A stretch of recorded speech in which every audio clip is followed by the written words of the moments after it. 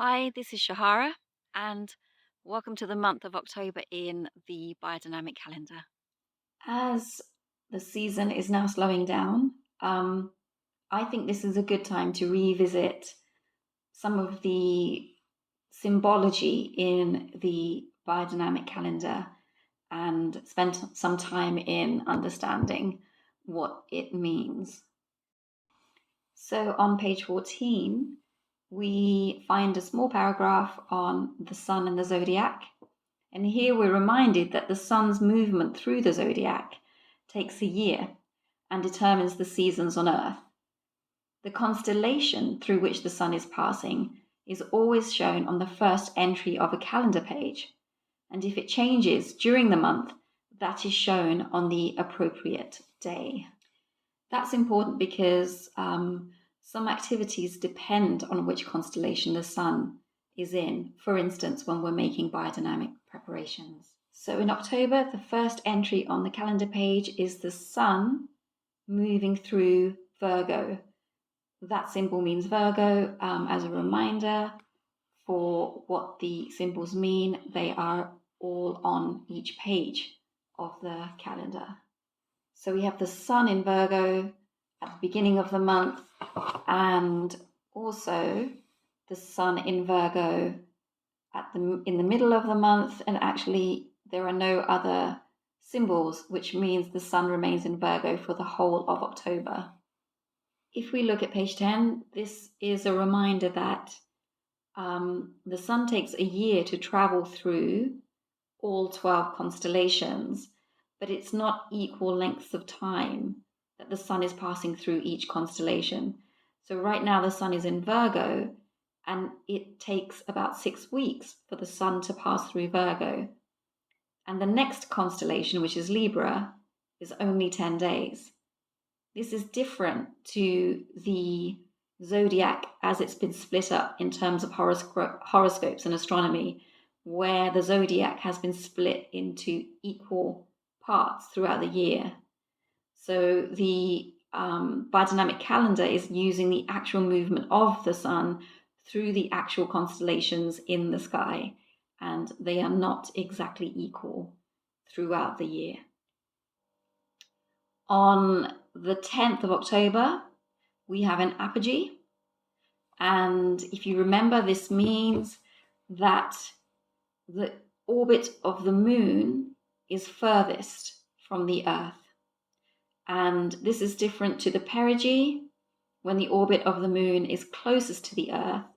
And the perigee usually signifies an unfavorable time for gardening work. However, the apogee stimulates flowering and fruiting. And as you can see, that on the apogee, on Tuesday the 10th, it's a fruit day.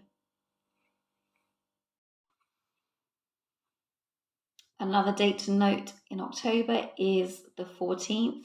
It's mostly an unfavorable day because we have a solar eclipse. So we have the sun in a solar eclipse with the new moon at 6 o'clock. So we have a symbol of the sun, a symbol of a solar eclipse, and a symbol of the new moon. To remember what all of these symbols mean, we can actually look again at the inside cover, and here we can see the symbols here: the new moon, the solar eclipse, and the sun. So as a reminder, if a new moon occurs at a node, there is a solar eclipse, as the moon is directly in front of the sun. So that's what we have on October the 14th, a new moon directly in front of the sun.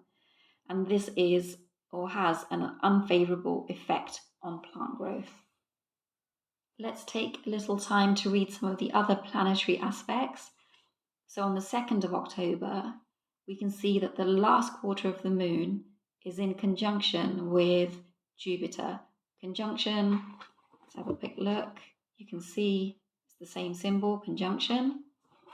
And we also have the symbol for Jupiter, which is also on the right-hand side of the page. So the last quarter of the moon is in conjunction with Jupiter at 2 o'clock. And here we have a symbol for Mercury, which is here. And that is in opposition.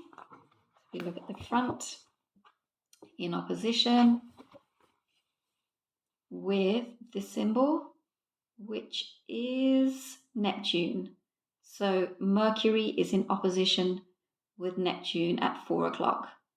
And then again, the last quarter of the moon is in conjunction with this symbol, which is Uranus, at 4 o'clock.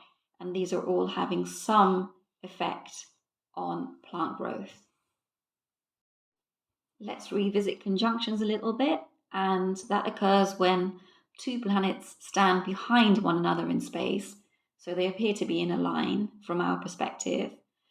And usually only the planet closest to the Earth has any influence on the plant growth. And if this influence is stronger than that of the moon, cosmic disturbances can occur that irritate the plants and cause problems with growth. I'll leave you to read and understand the other planetary movements in October, but it is interesting to have a look towards the end. We have quite a few unfavorable days. This does seem to be related to the moon and movements of the moon. We have a perigee on the 26th when the moon's orbit is closest to the Earth, which is unfavorable. We also have a moon node with Venus, which means the orbit of the moon is crossing the orbit of Venus. Again, a moon node symbol with Mercury, and then a moon node symbol with the sun. So the moon is crossing quite a few paths, and this seems to be having quite an unfavorable impact. So that's very interesting. I hope that was helpful for October, and I'll see you again for the last time this year in December. Take care.